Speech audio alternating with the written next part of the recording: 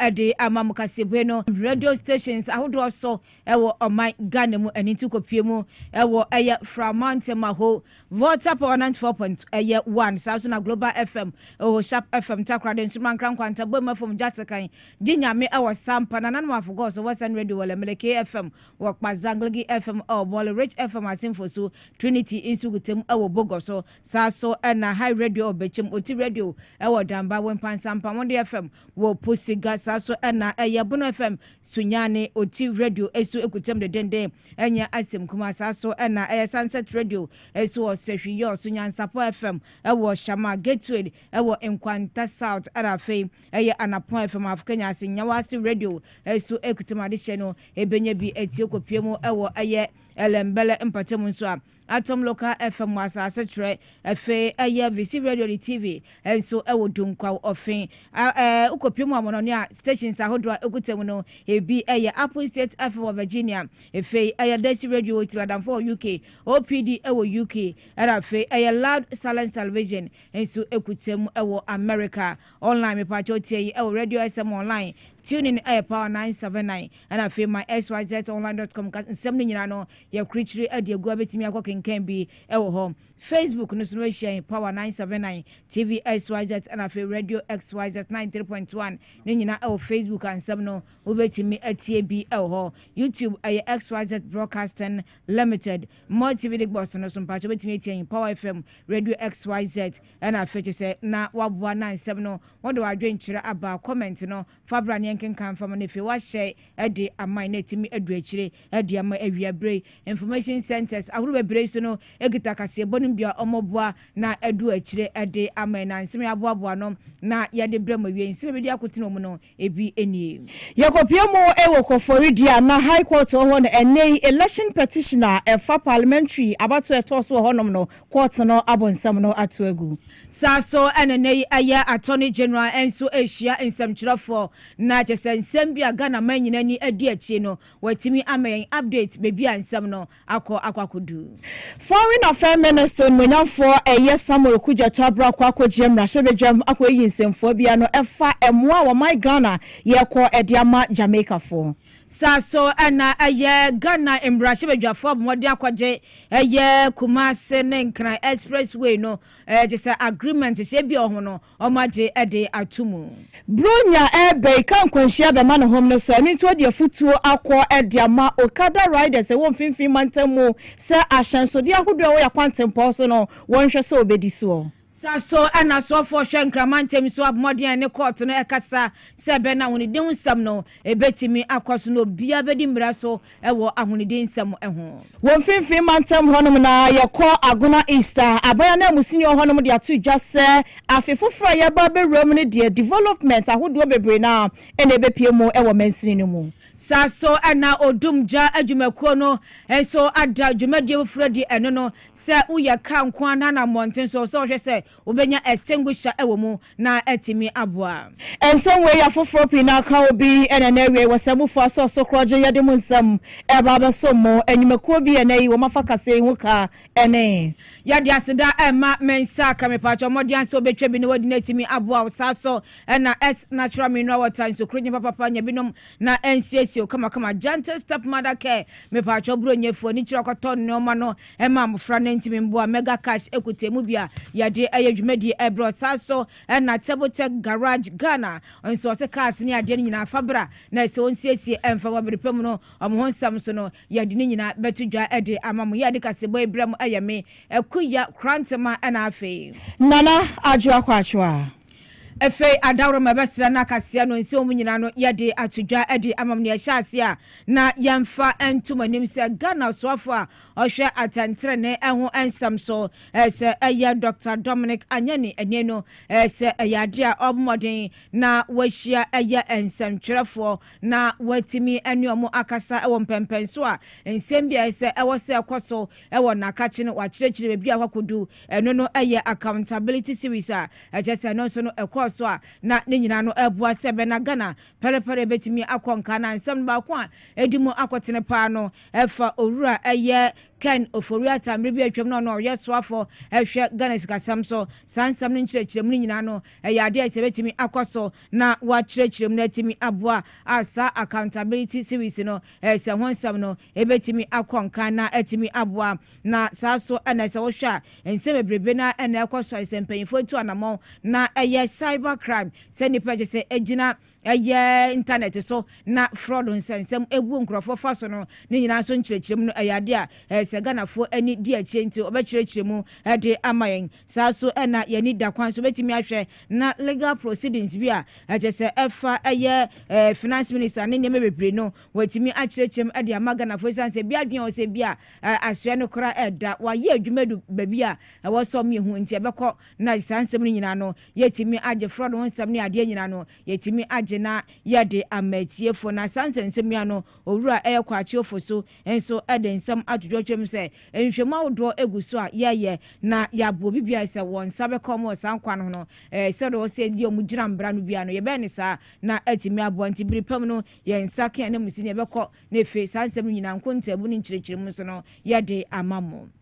Yafa ya ni nkyerɛmu ɛwɔ Koforidia ɛne ne mpɔtam mo ɛhɔ na Koforidia High Court ɛnɛ ɛyɛ petition ahodoɔ ɛkɔɔyɛ na ɛfa afimpinu ɛne aduonu nan abatoa yɛto yɛ ne titiri na hyɛbɛdwa akɔnya no ɛwɔ suhum ɛne ne mpɔtam mo na parliamentary candidate na wɔgyina mu ɛde ama NDC amanyɔkuo no ɛyɛ onmanyafo Prince Ado yɛto abɛne wieyɛ wɔno ɛna kyɛ sɛ okuhyi nneɛma gu nkrataa sɛ abatoa ne yɛto nneɛma bi ankɔyɛ ɛno nti no ɛyɛ ruling na ɛyɛ abatoa sa ede baye na wo declare eye Frank Esiedu Bekwen sa wono e na wodi nkonim se mrahye bedwane de ma de hya wo mu ewo suhum no wote ase a enye ye nti wotabra asam no ede kopie mu ewo Koforidia High Court ne court na kwa asetena court no nsam a wode etudwa ene se wo hwe petition a eye parliamentary candidate ede mind this amanyokuo no eye Prince Ado ede baye na wo hwe evidence a wo mo de baye a court ni kyeremu a evidence e baye no wagina so na overturn eye isi ni ruling no de baye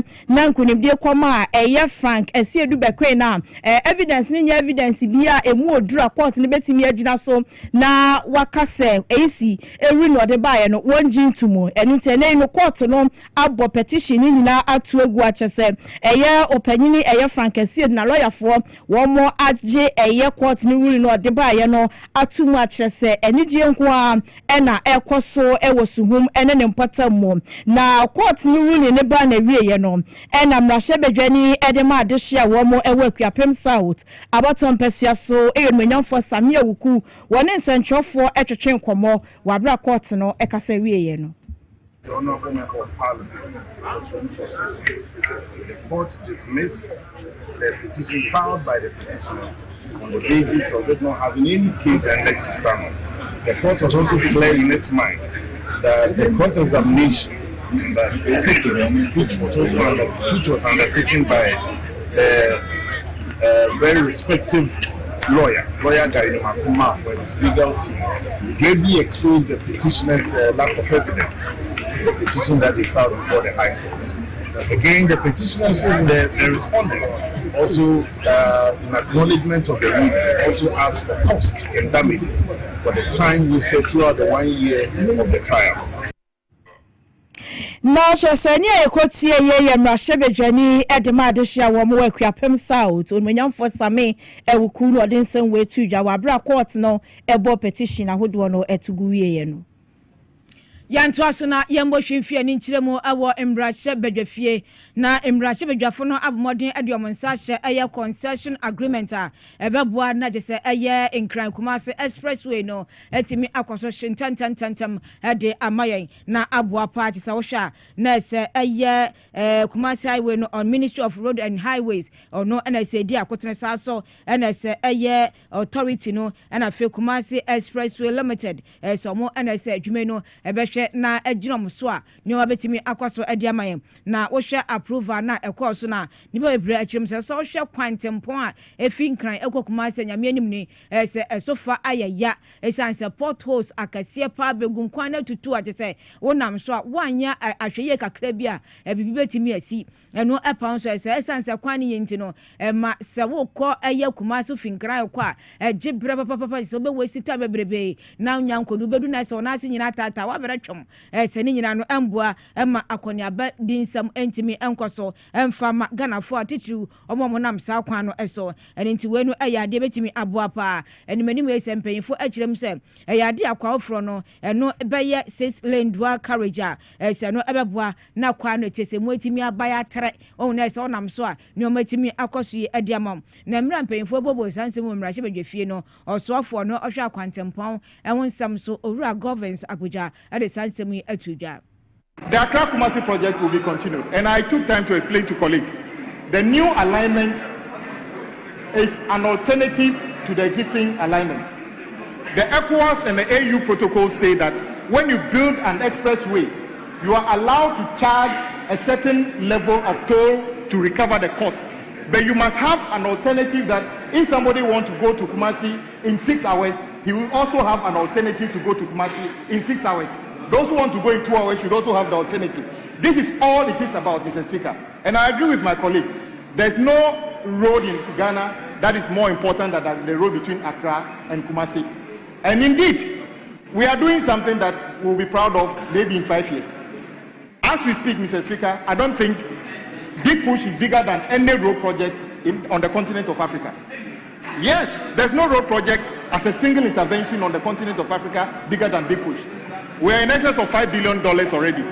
Which project in Africa is bigger than this? If you add the Chairman for Bridge and what we are talking about, indeed, my colleague said, this will be the biggest project, road project ever in the history of our country. And we are committed that we will deliver this project. The fear that we will start and fail, Mr. Speaker, not long ago, people didn't even believe that Big Push was a reality.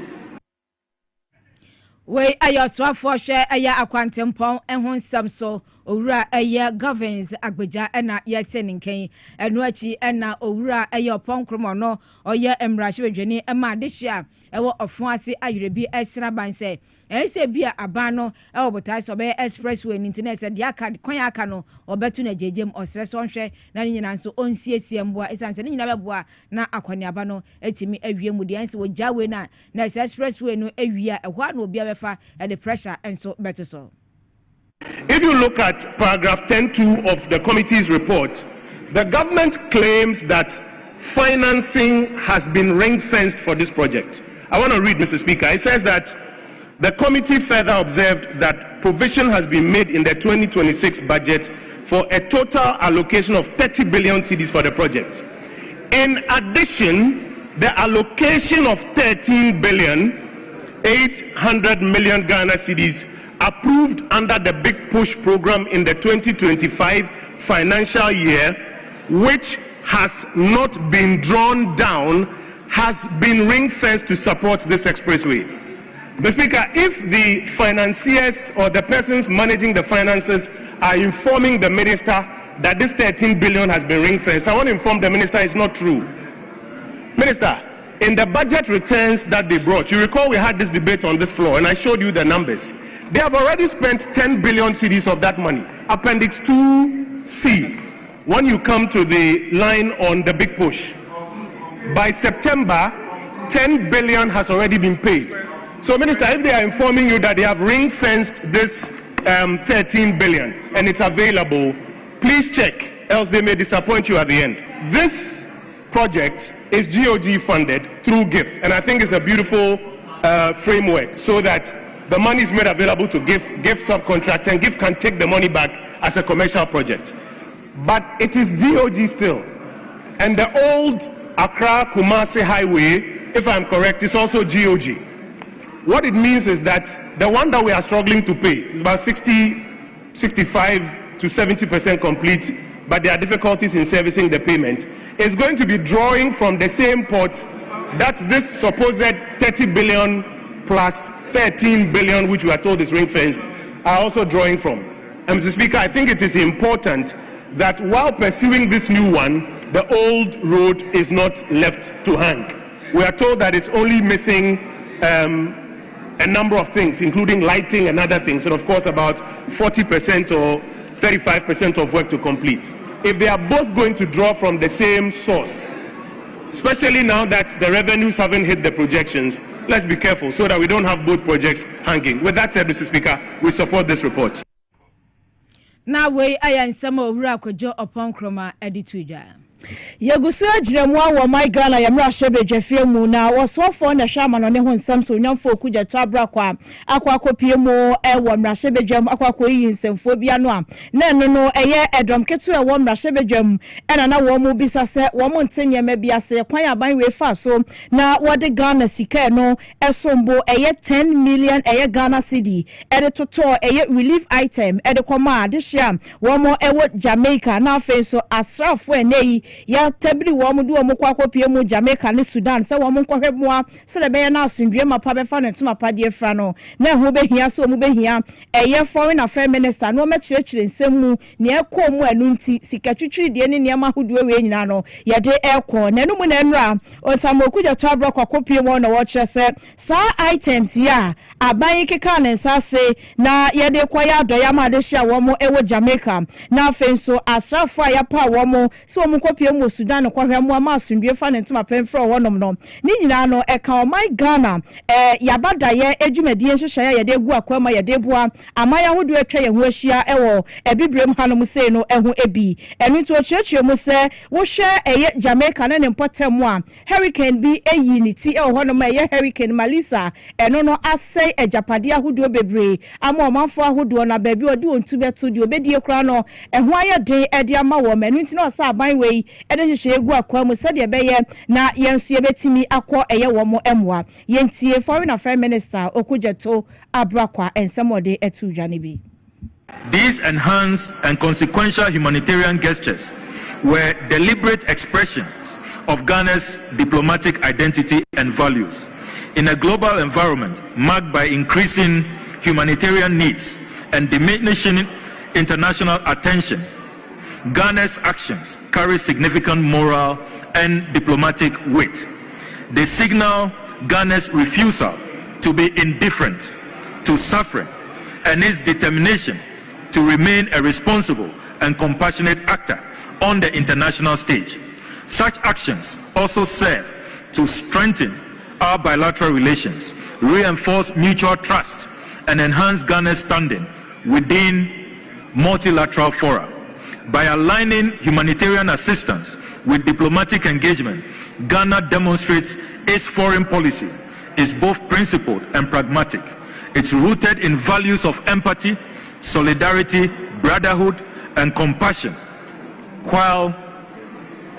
being attentive to global realities. Right Honourable Speaker, as humanitarian crises continue to challenge the international community, Ghana remains resolute in its commitment to act where it can to make a meaningful difference. The Ministry of Foreign Affairs will continue to work towards strengthening Ghana's capacity for timely humanitarian response, deepening partnerships with international and regional actors, and ensuring that solidarity remains a defining feature of our foreign policy. Na chesa wei ene nsama waswafo na hwama no ne ehun nsenkaye so renyamfo samolo kujeto abrakwa editujwa ewo my Ghana mra hye bedwafie mu efa emo ahodo a ye de ekọ ediama Jamaica ene Sudan man no yanto asuna yankwe na ye ba eye enkramantem ha na aswafo a ohwe mantem no eso eye ye maame Linda Oklu no de nsem bi atudwa adenadi se ene no se empanyimfo a ehwe nkramantem no so ene eye agagefo mo so mo nkra ha se abmodin akwapam esre se omumbo mo se be na se sanitation laws bylaws a ewo man Ghana mu no ye betimi adiso aboa esanse se Ghana ban abmodin atwasika boten edi wurom se be na hodi ni nsem betimi akoye na so nipa bi aya so brache se de omo pe no eno anom ye obitimi prapra ni fena se nwura no jagu ba bia basa o monten so entimi amboa se nam so me se atorenche bebre na timi to Ghana eni ti se be na se yade bi enkosi achi no omo stress omo hwe na so obi fum embra no yade ni gina kwota ntempa ya ne hwehwehwe ne etimi atwena so eno ba serve asefutuo ade ama afrons no atwem ho ade afimu ode sansem tudwa mbro kwa aprobo na se eya ahunidi nsem no etimi nani adi akire na akoso ade amenyina nsem oda na di no ebi enie. We are doing our best, we are trying our best, but it also lies on the citizen, because sometimes the people are here. I mean, after doing everything clean, we'll go back and at dawn, people will just dump their refuse anyhow. And so this is some of the issues, the challenges we are facing. And so the task force, we are going to work 24 hours a day. We've asked the MMDCs, I mean, you've employed 100 task force, 50 should work in the day, and then in the night, 50 will also work, so that all those people that, I mean, don't adhere, strictly adhere to rules, I mean, should face the law. And so the task force should, at least let's arrest like 2 or 3 people to serve as a deterrent to others, so that they can also help us, because I mean we are investing so much into this sanitation in the Greater Accra region, but the people are also not helping. We've also engaged the district judges. We've engaged them and we've spoken with them, and so anybody that will be found wanted will face the law. No one is above the law. Na so biambro aye emrano eso we aye nsema so afo hwenkramante ma eso maame Lenda Oklu ede etu dwanu achi no so kopiemu ewola nkwanta na Medina Municipal Assembly no nso emu a MC yohode atodwa kirem sesa akwanhia aye ade a eteti obopapa nya asemkuma na obetimi akase beye mfrihia ensoni no akwanhia se nipa enemu ahwerem nko ho no aye ade aye agi nsem ti wasese ahyenkafo ni tiro modern America hwehwi no monte so Medina empatemu eho. There is going to be additional wire mesh on top. Immediately after that, which is going to be 2 days from today, immediately after that, our sanitation task force, you see some of them in the aggregate, they are going to be here together with the police. And then we'll be reinforcing convincing the pedestrians to use the food bridge. Well, the food bridge is meant for them. Within 7 years, we lost a life close to 60. Just a day before yesterday, we left here whilst these guys were working. In just about 25-30 minutes, another life was lost. So every time that it happens to, we do call upon the regional minister, local government minister, even to an extent of calling on behalf of the president. Why should we sit and allow such things to happen? We shouldn't. We've recruited a task force close to 100. And what we are going to do is they will be stationed here, both left side and then the right side. We've also called upon the highways to also help us to retrim this curve to the end there. Therefore, it will be only the police officers and the traffic controllers, that's the city guards and the police, will be stationed at the median of the road. No one will be allowed to use the median. If you choose to use the median, the police, the task force sanitation guys will also arrest you and take you on. So there's going to be a spot fine for those people using or crossing the median anyhow. And then if you fail to do that too, we'll make sure we'll prosecute you direct to the courts for the court to deal with you. Monfa kwampa so encross kwano kokoboy ayamhode ani atie no MC a owo la jese nkwanta nan Medina ene atie nken Ibrahim Faila na yete na semi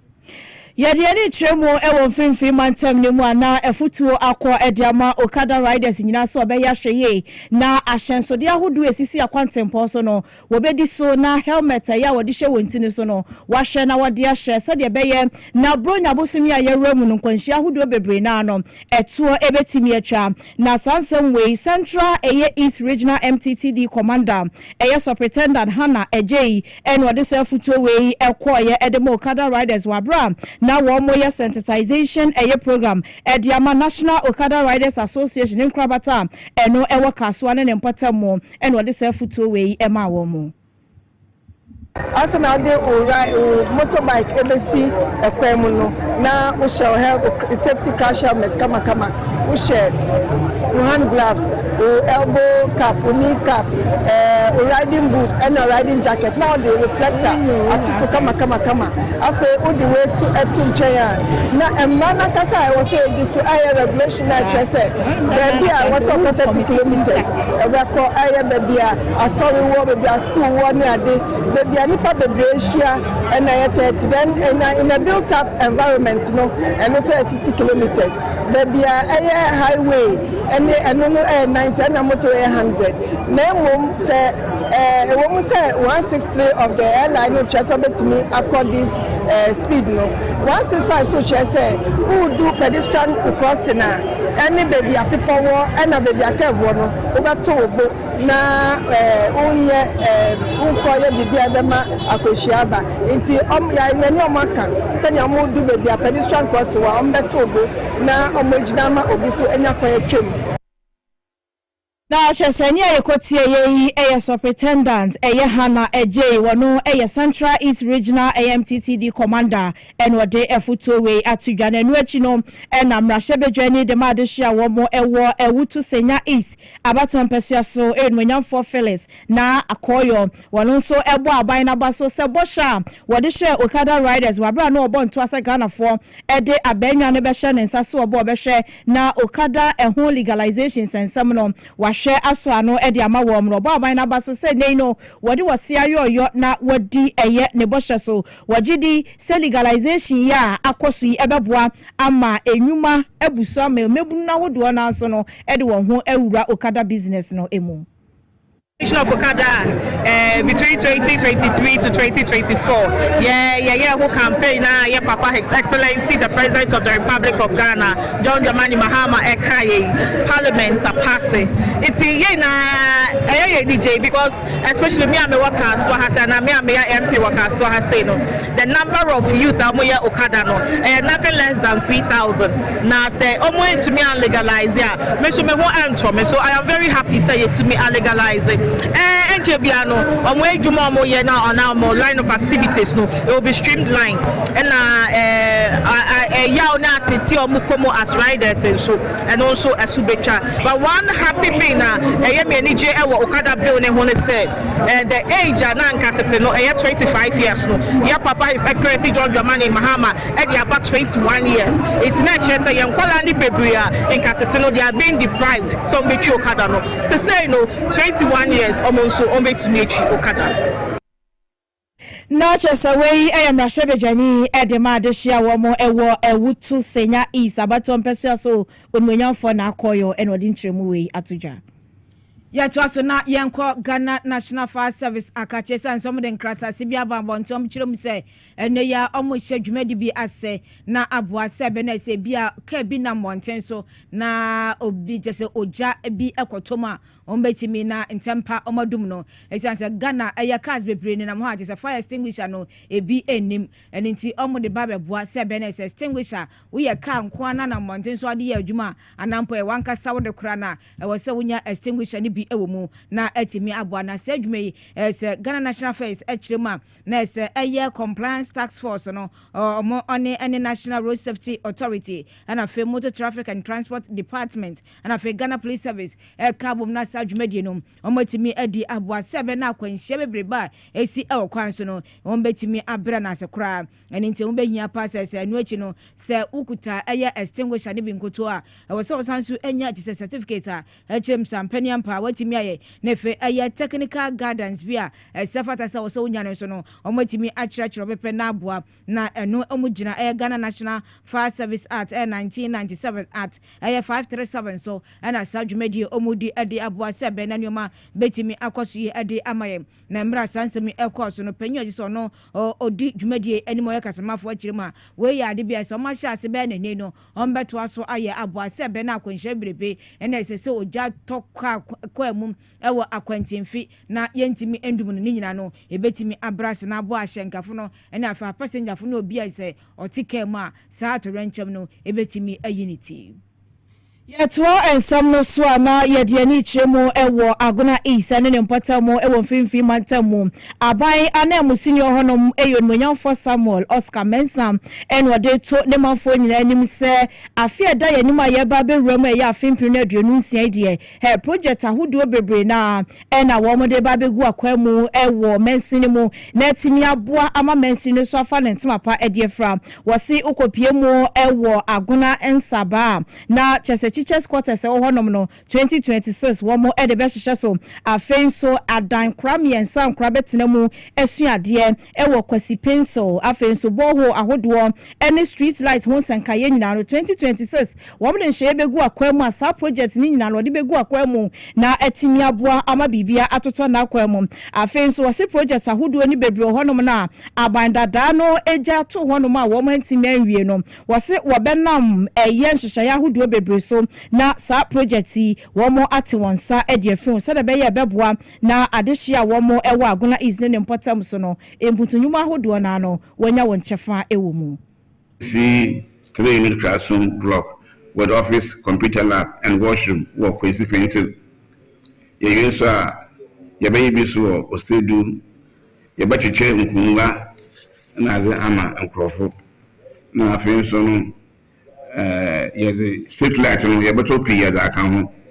You're able to bore holes because your communities in Otoso. And so, do you have a bore holes so Otoso? You buy a satellite market. Women's and Chrome. Now, baby, and so a creative problem. So, by coverts among offering easy access to their various places. Now, I feel so. You have constructed 5 institutional latrines. Meaning, Yama, Yakin there, and say, Pada, yes, share young coffee body, thermal man paying all kind, and you see a by the year by Yajuma. Na ya mama amoto kakra aba amanfo wa abrabom nso bia amfa ne mpabo nta yichi na entum na yenye adwuma na ma onso yin amase mfa nan no so obiara mu da omanpan John Dramani Mahama wenzi Ghana fo hiawo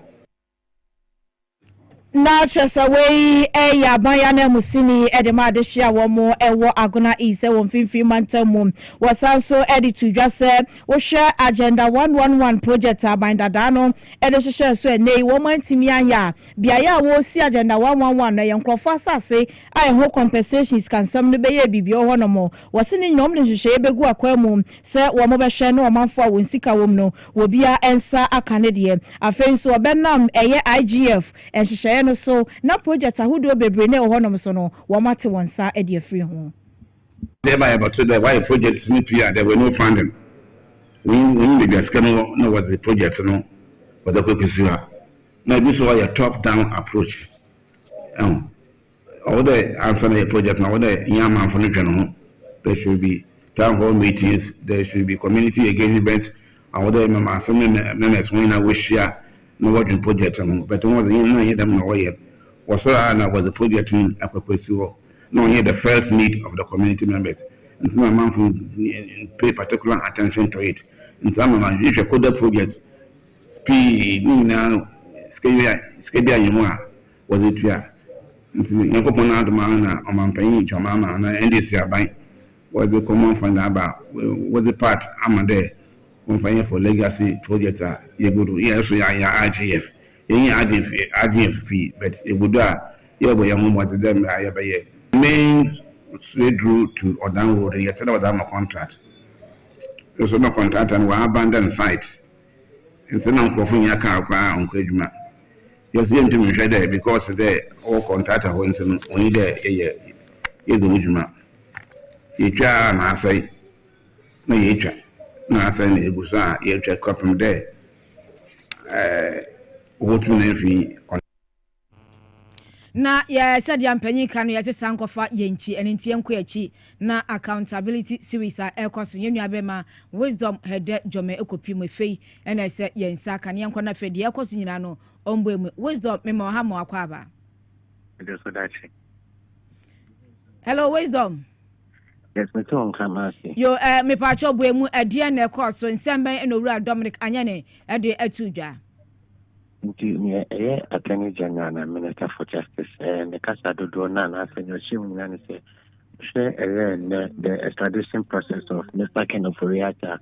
The idea abai the request Accra-Kumasi US abai se won hwe na nyame se woye na ora Ken Oforiatta sanso bo my Ghana mu na affections the fata de mano no but the same men no atu akwemu na ade ba kwa ha gemi setia no eye Ken Oforiatta akofa emenim for the US abrichime mu se won defend the extradition process no eye dia omode petition akodi announcement to think say ene announce no eye dia Ken Oforiatta be o my Ghana mu Dr. Dominic Ayeni ocheni se mo say formally transmitted the request for the extradition of former finance minister Ken Oforiatta and his chef de cabinet, Mr. Ernest Dako Akori. You will recall that the Office of the Special Prosecutor investigated acts of corruption and corruption-related offenses by the former finance minister and his accomplices, and proceeded to file charges in the High Court of Justice against them. On November 19, 2025, that is this year, my office received a formal request from the Office of the Special Prosecutor to initiate extradition proceedings for Kenneth Ofori-Atta and Ernest Darko Akori from the United States of America. Following a preliminary review, our International Cooperation Unit observed that certain aspects of the request require clarification and enhancements to align with the applicable legal and procedural requirements. We communicated these observations to the Office of the Special Prosecutor via a letter dated 25th November 2025 and requested supplementary documentation to ensure completeness. On December 9th, 2025, the Office of the Special Prosecutor provided a requested additional documentation and addressed the observations that we raised, thereby finalizing the extradition request packages. Subsequently, on December 10, 2025, my office transmitted the complete request to the Ministry of Foreign Affairs for onward transmission to the competent authorities in the United States of America. That is, in this case, the Department of Justice of the United States. We communicated these observations to the Office of the Special Prosecutor via a letter dated 25th November 2025 and requested supplementary documentation to ensure completeness. On December 9th, 2025, the Office of the Special Prosecutor provided a requested additional documentation and addressed the observations that we raised, thereby finalizing the extradition request packages. Subsequently, on December 10, 2025, my office transmitted the complete request to the Ministry of Foreign Affairs for onward transmission to the competent authorities in the United States of America. That is, in this case, the Department of Justice of the United States. At this point, it is left to the American authorities, especially the judicial authorities, to make a determination on whether a sufficient basis exists for the two accused persons to be extradited to Ghana to stand trial. And because the matters have already been filed, right, and I just got to know, that he has hired some of the top, yesterday, I got to know that he has hired some of the top lawyers in the United States of America, very experienced lawyers, to, defend him. Now, I'm not afraid at all right? Na just Owura Dominic Anyan in some and I yet and I sanko wisdom or Sion Surocrenti on so adian and yes, lawyer for Akofania Dienano on Usbeti me and your lawyer phone be not Yatri or Raken of Riata a day Abba. Yes, and our chairman said, lawyers now Ken of Riata are for more US Nassisiano. Ken of Riata have or he has the right to defend all the cases at all the judicial levels in the US until the final determination and Sana obeying about my level. But aside from that, also, Okasafa, I hear the recovery, I hear the economic and organized crime office, Yoko, I hear in terms of revenue generation, but in I in conform for semi way to Minano. That institutions matter, but institutional leadership is crucial to the success of the institutions we create as a country. The current leadership of the EOCO shows that when leadership bestows integrity, institutions perform their mandated functions optimally. Through very complex, very groundbreaking investigations conducted by one of Ghana's foremost law enforcement agencies, we have recovered 15.191 million United States of American dollars. Some of that money will go to pay victims that were defrauded, but a greater part of the money will be retained, and then paid into the public kitty.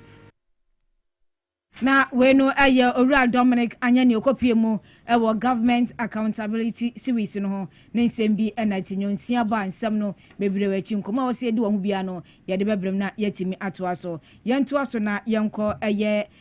asene manso across so empatemu esanse meka say aban anamusi ne ho Owura Eric ehina akwa etu anamon bi ode boa se bena isa ho de nsem so no ebetimi akwaso enenti nsema ode tu dwa no mama yentie bi clean up exercise. Let's start it with cross. We start it with chama cross. We make a pronouncement. Maybe say across. Yeah, Sanitation across. Yeah, so yeah, one of the best cleanest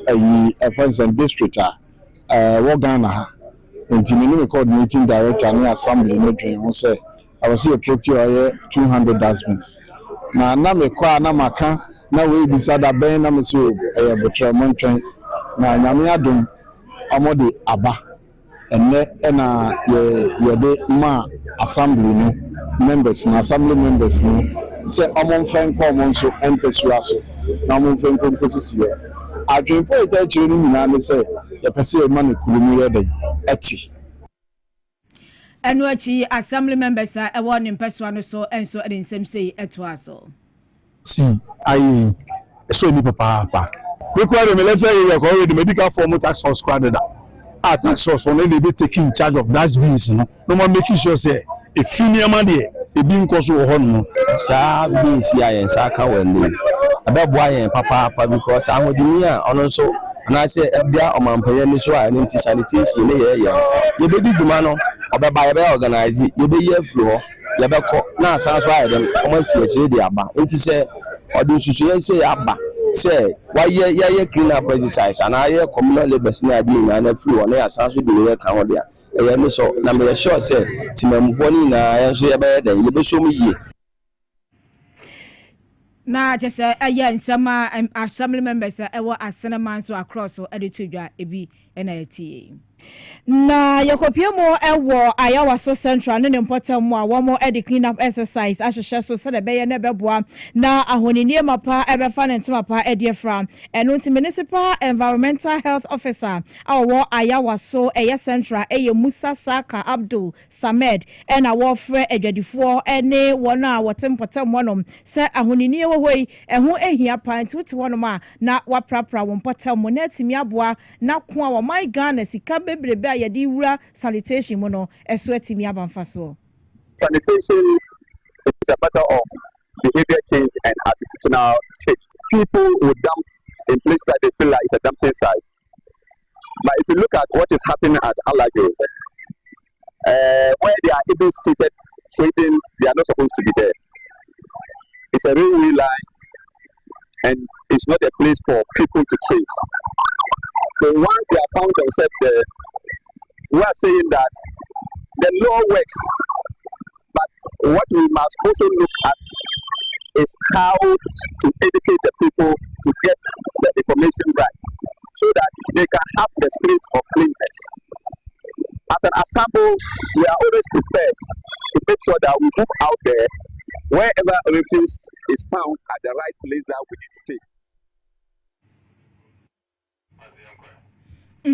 Na se eye mpanyimfo nso anamonto moto ebi ene ati yemfa seda ema aboafo a eso yemu ebi eye Tebotech Garage Ghana me pa cho yo bi esa woka ohu na ka no ebi a asai kra ye condemn omso wo de ba ombeto ediama efi ka asene nso eye optional no ene nso metimi ato ediama se ka no nso asai wo pese mo nhwe nsiesie bibia mfa mo ombe ne jeje ediama efi se bi a wakraka efi amonone na eba nso a omso ni nyina eye ka importation services ni nyina nso merenda ediama ntimi so so cars bia submodern na fo ani kiremu ewo Tebotech Garage Ghana na omuntimi embo apa bibia faka spare parts ni ade nyina no omudi hu edwa from ewo 0542 275 257 na oni omonkase ne fe aya cars bibia dia wakrade bombe yama dia opesa asai na obeton ombeto ne fe dia sense no mehwe asiese ni kama dia ma na atimi aboa sa so na aya gentle step madake eso ekutemu Kasiebo ni ade brɛ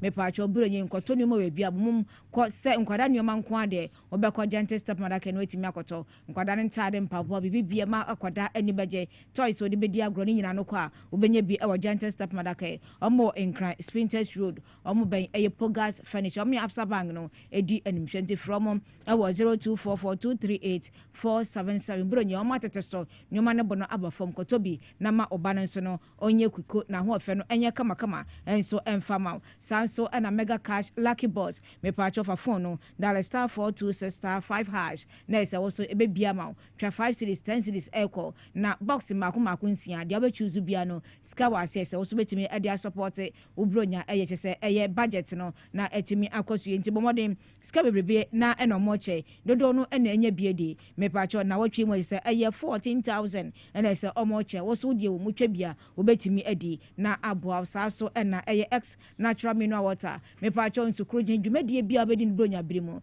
hwese eno na be serve awase na ewo na ofi pamfo nso enum bi woto nso hwese menya X natural mineral water ni bi na wato na etimi aboa opedodo mu a obedwumaku ma wonsa beke bi sa so na komekom so bi eben wa wonsa beke bi frɛ na yemfa bi nso embrewo ewo eye 0596273546 wonso no wonsa etimi akabi efe mensa aka we eye dwumadie suronko an nso yedi na yedi apesika o phone so ese Power FM ese eye mensa aka dwumadie da so gira ne nanso dodo na enya sika wo mu eni nti wonso twa bi fa phone na dial *274# na choose Power FM twa 5 cities 10 cities echo unya bia chesa wo so bedi peking kran ne asane ade ato phone so ama na abo nti mensa aka dwumadie no so no eho kutu ese wo so betimi akoso etwa na abo yenko enkoje abo afo ngrato e ba na ese dia aka no ya de ato aso ede amamo na mo menkan say adwumakuo bi ase o adwuma ede match say eyo bibia adwumakuo bi ewa adwuma enti mesraw eno no wose ope eye finance officer eye microfinance company omosi omope eye finance officer na adwuma no ewo nkran heyia na mepa church say eye said omo chirechire mu no qualification no chesa anya hwe kra no ukuta eye bachelor's degree ewo accounting banking and finance economics business administration na afedia eka ka hu bia sana ombetimi amu adwuma na wie eno achi no omo sese okuta eye professional certificate eno no eye added advantage eno so betimi amu akọ anim ewo sanso na akuta certificate ewo microfinance or financial service ne nyina so ebetimi aboa nti momodia sese wo so no obetimi afre number yi ewo 0244625609 0244625609 na se watimi ene omo akasa na nchirechiremu bia ho no omo timi adi amount so qualification me boss ya na watch application no now the corner say etimi aboa na ne so ne begina na premtebra Kasiebo a yeboaboa no e de bram e de nyina si nya be som eyeme akuya krantma na afei nana ajwa na se enkoma team ni nyina so omo boy na Kasiebo no yetimi e de bram yakram adamasa mo ne hwe adehye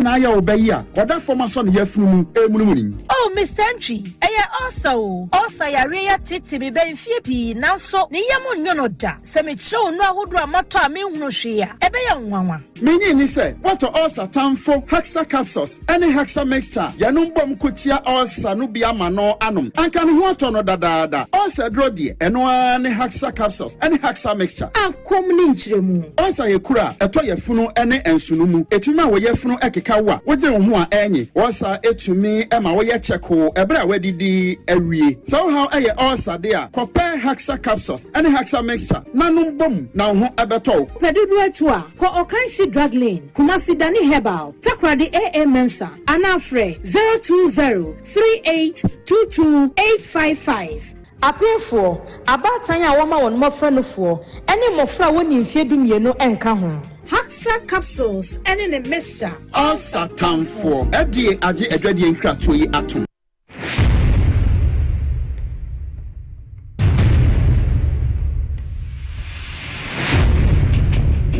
Every human body mass should have at least 60%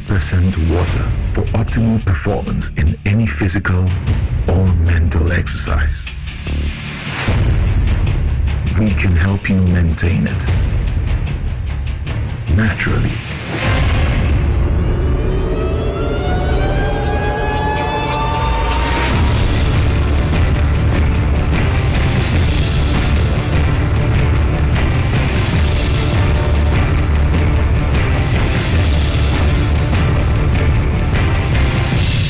X Natural Mineral Water. Simply natural. For bulk purchase, call 0596 273 546 or 0596 273 547. This advert is FDA approved.